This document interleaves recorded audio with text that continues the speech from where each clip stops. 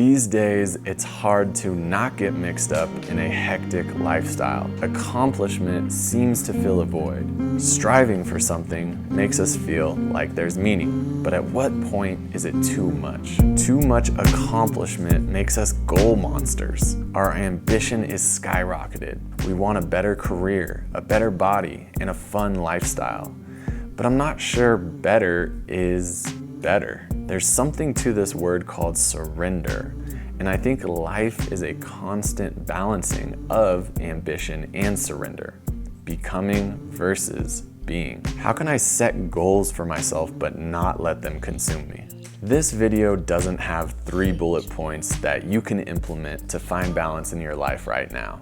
To be honest, I don't have the answers, but I will explore a little more for myself. When I was younger, I found goals to be something I could get lost in. I had a lot of hunger and it really filled my days.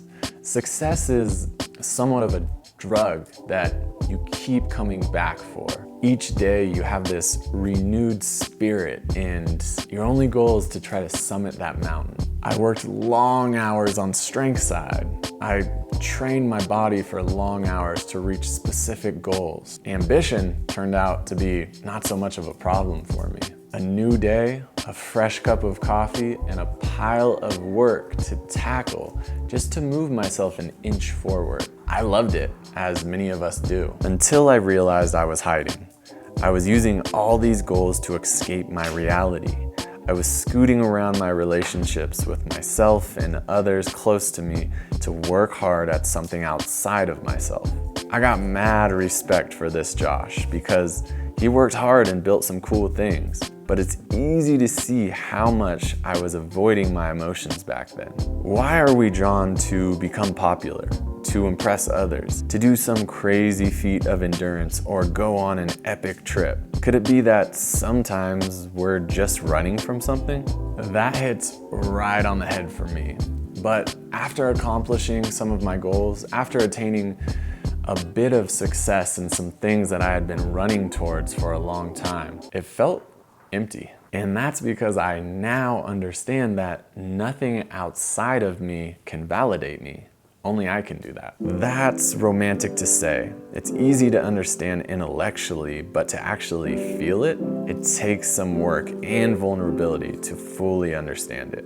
You ever been driving in the car, a song plays, and for whatever reason, you start getting some tears in your eyes? If you're a guy like me, you go, whoa, what's that about? Push it away and move on with your day. But I think that's where that surrender comes in, to let yourself experience some sadness, some nostalgia, some grief. A few weeks ago, I was visiting my hometown. I was walking amongst some foggy neighborhoods, and I got this feeling of being a young kid. I felt this deep feeling of how far I had come in life and how special it all is. Tears were coming down my cheeks and I let them. Right after, I headed to a cafe with my girlfriend Chrissy, and I'm not lying when I say I felt the best I have in a long time. No amount of pull-up gains, YouTube subscribers, or money in the bank can even hold a light to how it feels to be content with a nice walk. To feel completely satisfied with this moment and not feel the need to go work on something for my future. The big question becomes, how can I push myself towards a few goals, but also be perfectly fine with who I am and what I am right now in this moment? A healthy amount of ambition is a good thing and most likely ingrained in our genes. And I know for some this is a problem. Just getting started on doing the work you want to do can be a painful process of procrastination and excuses. The ambition needs to be turned up a bit. We need to find some willpower to simply sit down and do something. I really think it comes down to how you orient yourself to the world. If you think of the business CEO working long hours into the night, placing business before anything else, you see the solitude. You see some loneliness and disconnect from the real world. Connection makes you feel more whole. connection to others, to nature, and to yourself. Doing anything with a friend is better. It may not be the most efficient way, but there's something about it that's more fulfilling. Starting a new workout plan, building a business, going for a walk, or just kicking back at home. These things are all better if there's some genuine connection in your life. You have some accountability to actually show up and to do the work that you said you would. Could it be this simple? Modern technology has disconnected us from the real life connections that were more evident in the past. We feel more connected when you see what your friend across the world is up to, but it's just not real. We don't talk to our neighbors, but we will comment on an influencer's post. We recently had our first live Strength Side workshop, where we got to meet about 20 real people and have real conversations. As we shared some laughs and moved together, this felt much bigger than 1 million subscribers on YouTube. We went through something together, bonded, and by the end of it, felt real friendship and connection.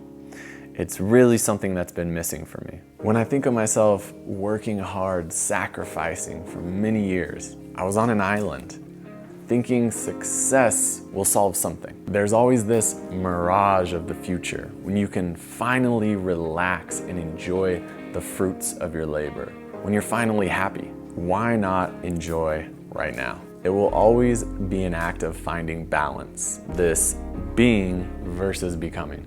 I know that my job is to not let myself swing too far to one end of the spectrum. Go for more, but not at the cost of loving relationships. If this resonates with you, please share your thoughts on finding balance below. I would ask you to like this video, but that'd be too ambitious of me. I appreciate y'all watching. I'll see you in the next one, as always.